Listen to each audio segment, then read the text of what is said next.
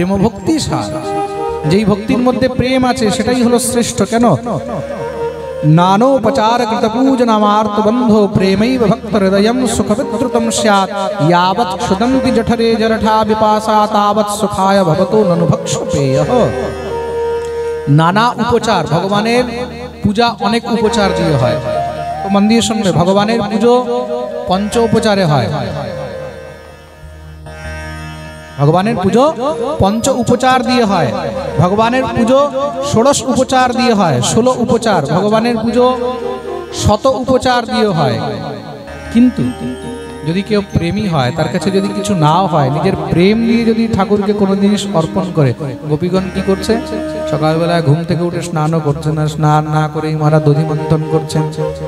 দধি মন্থন করে গোপালের জন্য মাখন বের করে রাখছে। তো ভগবান কি দেখছে যে এখানে স্নান করলো কিনা, এখানে শুদ্ধ সুচিতা হলো কিনা? ভগবান তাদের প্রেম দেখছেন, যে আমার জন্য ননি বের করে রাখছে। গোবিন্দ দৌড়ে গিয়ে সেই ননি চুরি করে খাচ্ছেন। প্রেম সে বলো, এটা হলো প্রেম। তাবৎ সুখায় ভবতো নनु ভক্ষপেয়ঃ। তা প্রেমে ভগবান অনেক সহজে বশীভূত হয়ে যায়।